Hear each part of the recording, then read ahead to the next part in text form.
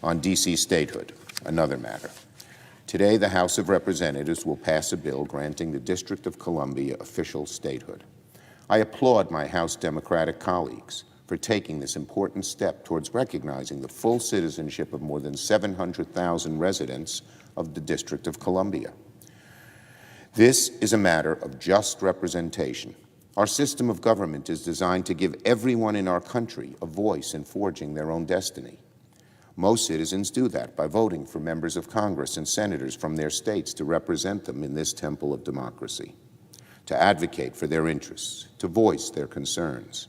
The District of Columbia has more residents than Vermont and Wyoming, and nearly the same as Delaware, Alaska, and several other states. And they bear the full responsibilities and duties of citizenship, like residents in all those other states. D.C. residents can be summoned for jury duty. They have served in every war since the American Revolution, and they pay federal income taxes just like residents from every other state.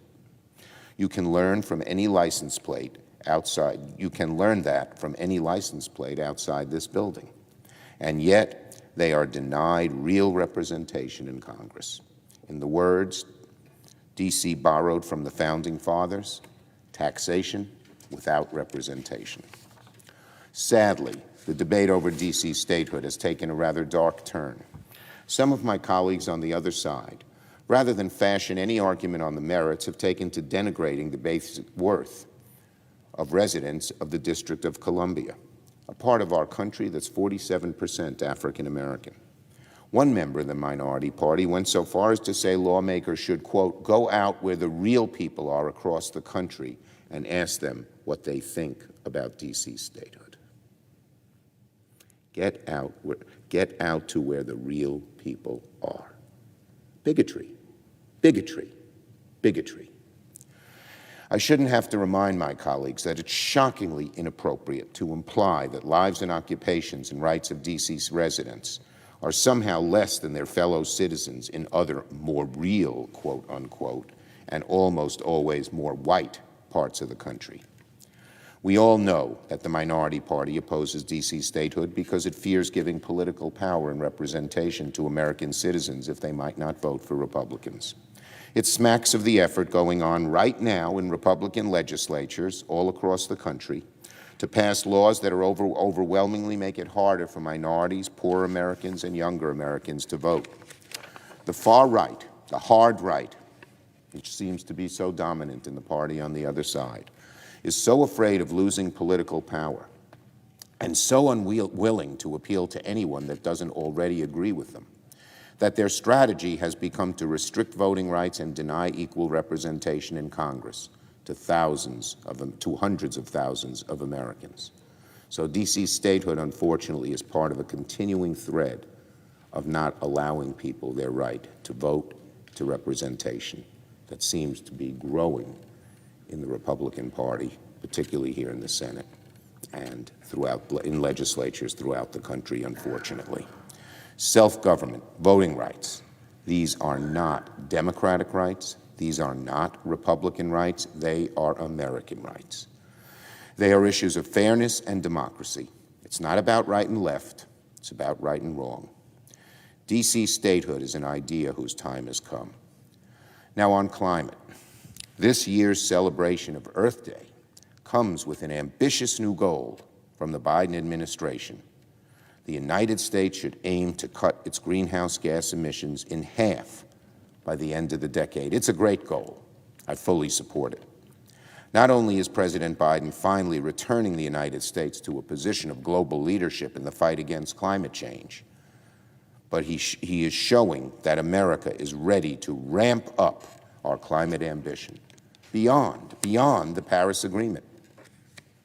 Now, it will take extraordinary action to meet the markers that President Biden laid down, but he was exactly right to do it.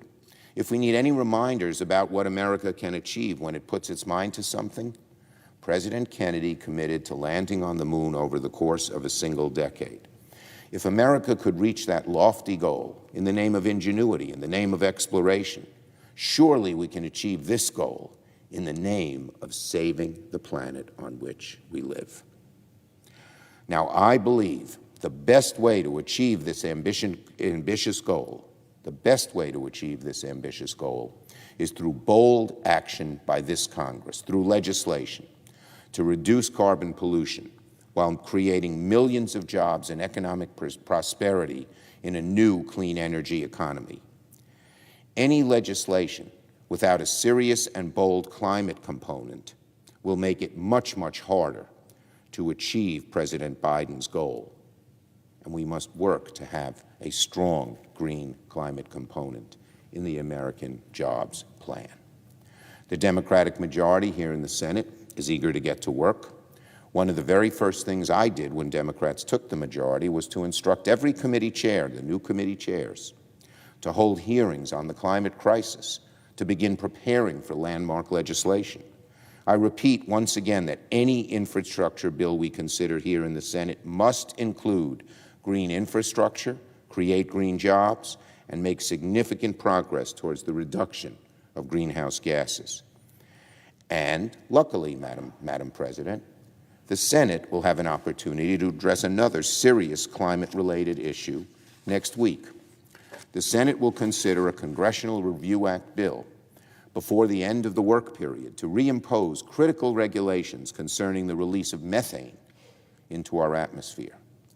Methane gets less attention than its big bad brother, carbon dioxide, but in truth, methane is like carbon dioxide on steroids. Over 20 years, a ton of methane will warm the atmosphere more than 86 times as much as a ton of carbon dioxide. But because it breaks down much faster than carbon dioxide, the gains we make in the reduction of methane emissions can reduce global warming even faster. Many of the things we need to do to reduce methane emissions are fairly cheap and cost-effective, like plugging leaks in fossil fuel infrastructure. So this made common sense, especially when our globe is at risk. And the Obama administration had instituted these common sense rules of the road to encourage that sort of activity. It was widely supported even by industry. The Trump administration, so typically and so unfortunately, reversed those rules in an act of pure idiocy. The Senate Democratic majority will soon put a bill on the floor to revert back to the original policy, which should never have been tampered with in the first place. Reducing methane emissions will be only the first of many actions this Senate will take to combat climate change. And one final issue, Madam President. It's come to my attention that President Biden intends to have the United States formally recognize the Armenian genocide, becoming the first sitting U.S. president to do so. Great news. It's a long time coming, and a step that I have called on presidents of both parties to take. Each year, I gather with Armenian Americans in Times Square to commemorate the annual anniversary of this atrocity. And every year, my heart breaks for the victims of the genocide and their descendants. There are very few left, but some very elderly people are sitting in the audience each year, reminding us of how painful and how real that genocide was. The Turkish government's idea of saying there was no genocide just defies history. I've seen the victims. I've talked to the victims. And so Saturday, which marks the 106th anniversary of the Armenian genocide, and I am so relieved, grateful, and moved that we can finally commemorate the anniversary with the knowledge that the government of the United States, led by President Joseph Robinette Biden, has recognized the truth of the Armenian genocide at last. I yield the floor and note the absence of a quorum. The clerk will call the roll. Ms. Baldwin.